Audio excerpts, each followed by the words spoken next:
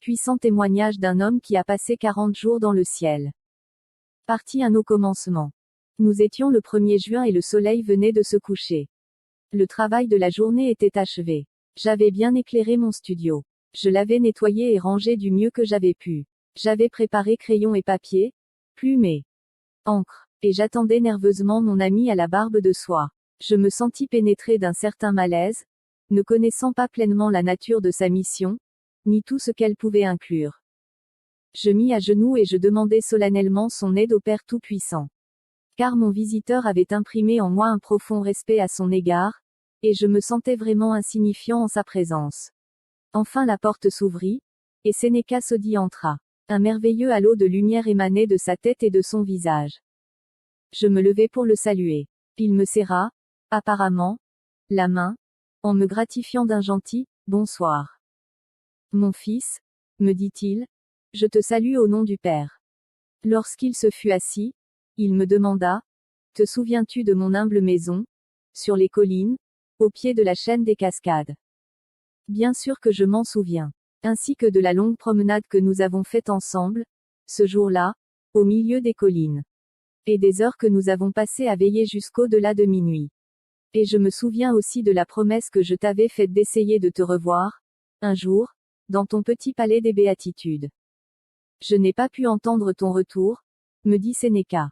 D'étranges expériences m'attendaient. Je me trouvais alors dans l'ardente espérance du proche retour du Seigneur, et je passais beaucoup de temps en prière. Il s'imprima m'être accordé. Mais j'ai découvert que Dieu prend plaisir à nous surprendre par la nouveauté et la grandeur de ses bénédictions. J'avais juste terminé de dîner, et je m'étais allongé sur mon lit pour un instant de repos. Mes 2 serviteurs, Séna et Serva, étaient affairés dans la maison. Soudain, le son d'une trompette nous attira tous à la porte. Un magnifique véhicule, tout en or, et 2 conducteurs vêtus d'habits blancs se tenaient là tout près. Immédiatement, il me sembla que je tombais comme en catalepsie, et que les choses terrestres s'effaçaient pour un temps. Les anges entrèrent dans la pièce et me pressèrent à me préparer rapidement, me disant, le Seigneur du royaume a besoin de toi. Comprenant leur langage, il me fut facile de saisir leur mission. Je fus rempli d'une louange débordante à la pensée d'aller, à la maison, sans plus attendre. Restant conscient des choses terrestres, j'indiquai rapidement à Séna et Serva, qui n'avaient qu'entrevu cette gloire au travers de flashs de lumière, mais qui sentaient la présence d'êtres invisibles dans la pièce, de garder mon corps avec soin si j'avais à le quitter. Je me retrouvai dans un état de semi-conscience, et je vis plusieurs êtres saints autour du lit où je m'étais allongé, m'étant senti épuisé. Des éclairs de pensée traversaient mon esprit par instants. Est-ce que c'est ça la mort? Est-ce que je vais vraiment dire au revoir aux choses de la terre? Est-ce que je suis vraiment aux frontières de l'éternité? Si c'est le cas, victoire. Oh oui, victoire. Je sentis alors, entrant dans mon âme d'une manière furtive, les ravissements de la joie éternelle. Oh, quelle lumière, quelle vision glorieuse m'était maintenant accordée. Car commençaient à se dessiner devant moi les éléments et les choses spirituelles.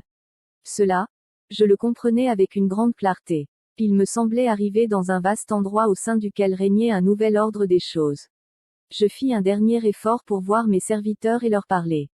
C'est à peine si je pus prononcer « Au revoir ». Je vis leurs yeux anxieux regarder dans les miens.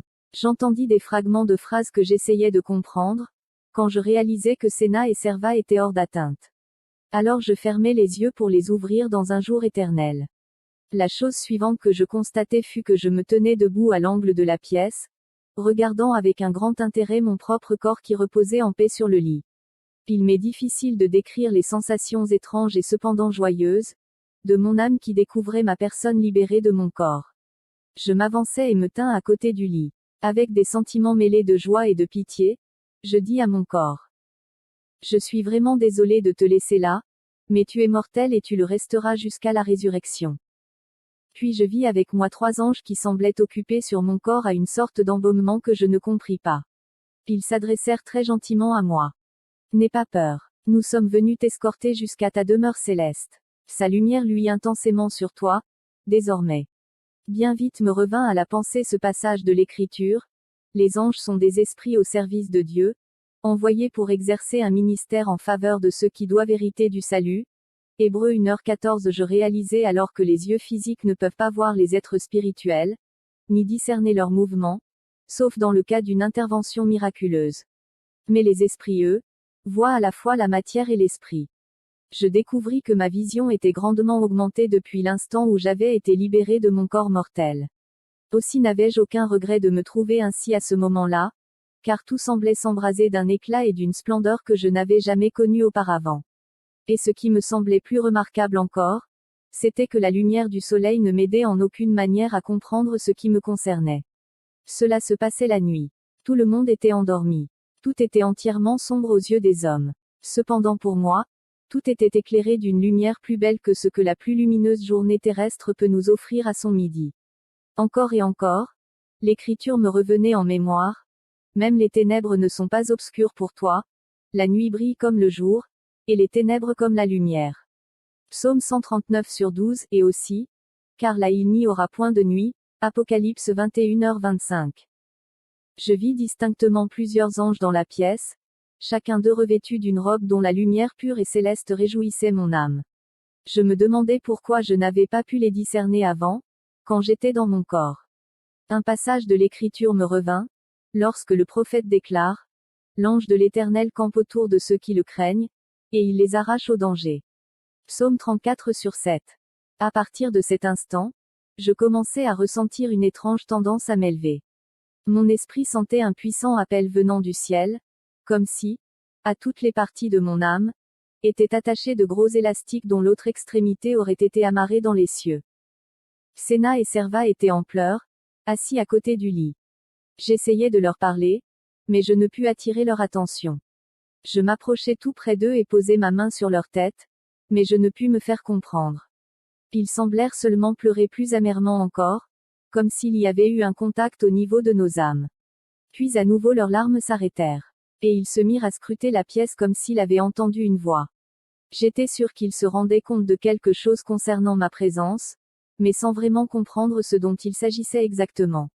Et maintenant les anges se mettaient à chanter. Quelle musique! Elle était d'une beauté comme je n'en avais jamais entendu quand j'étais dans mon corps. Quand leur chant s'acheva, ils m'invitèrent. Veux-tu bien nous suivre maintenant? Après avoir marché jusqu'à l'extérieur, je vis le véhicule céleste qui semblait comme fait de lumière.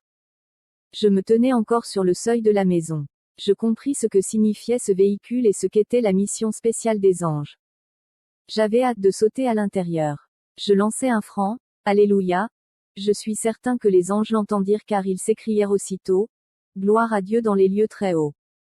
Je tentais de dire au revoir à mon corps endormi, à ma vieille maison et à mes deux serviteurs, quand les anges me firent avancer vers un siège au milieu d'eux, dans la voiture. Ils m'assurèrent que le voyage à la maison, se passerait bien. L'instant d'après, le véhicule céleste commença à s'élever très rapidement, et sans le moindre bruit. Nous étions partis à une vitesse prodigieuse pour un vol en direction des palais éternels. Faites un don à la chaîne YouTube Jésus Seul Médiateur TV. Faites un don à la chaîne YouTube Jésus Seul Médiateur TV. Faites un don à la chaîne YouTube Jésus Seul Médiateur TV. Faites un don à la chaîne YouTube Jésus Seul Médiateur TV. Faites un don à la chaîne YouTube Jésus Seul Médiateur TV. Faites un don à la chaîne YouTube Jésus Seul Médiateur TV. Faites un don à la chaîne YouTube Jésus Seul Médiateur TV. Faites un don à la chaîne YouTube Jésus Seul Médiateur TV. Faites un don à la chaîne YouTube Jésus Seul Médiateur TV. Faites un don à la chaîne YouTube Jésus Seul Médiateur TV.